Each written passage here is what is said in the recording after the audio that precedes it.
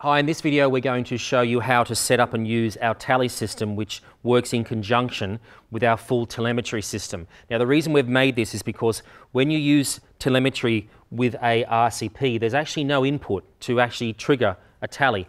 If you're to use the RCP in conjunction with a CCU, then this product isn't actually needed because the telemetry transports the tally signal as it normally would over the telemetry. But if you're not using a CCU and you're using just an RCP, then you need to use a separate product to actually trigger a tally signal. With me is Gareth Buss from ITV Studios.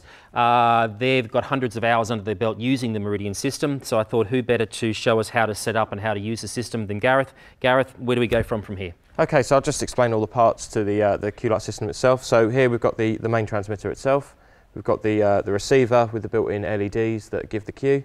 We've got two antennas, one for the receive and one for the transmit, and a high-res cable to give the Q-Light some power. An XLR that the Q-Light actually runs down to a close contact to trigger the cue, and a bit of 4-pin XLR power. That's all we need.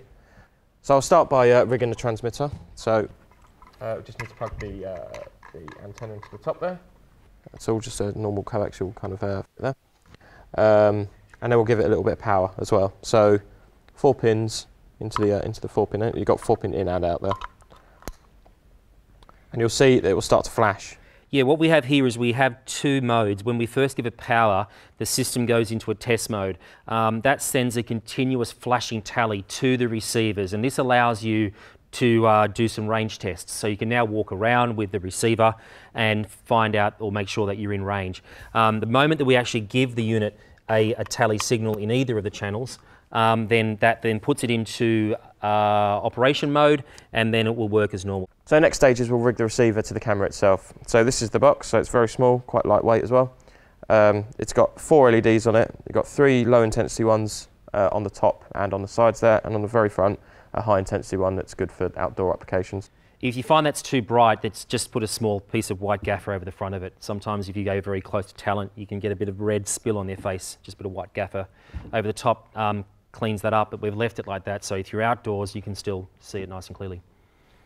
So we've got a small antenna here, so we'll rig that into the little connector on the back there, like so. And just for now, we're going to use Velcro to stick it to the camera itself. So we've got some hooks on the top there. It's very light, so it stays on a camera with a piece of Velcro quite fine as well, we find. We need to give it a little bit of power, so we'll use a 4-pin high-res cable into the receiver itself, and then we'll take the power from the DC out on the back of the transmitter there. Now you can take that from a 2-pin Anton Bauer or anywhere really. It's just 12 volts. In fact, you could also run it off a 9-volt battery as well if you needed to use this with, say, an EX1 or a smaller kind of domestic camera that doesn't have a power output. You could also run it off a 9-volt battery.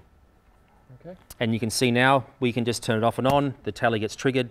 So you've got the 3 LEDs on the sides, the super bright on the front.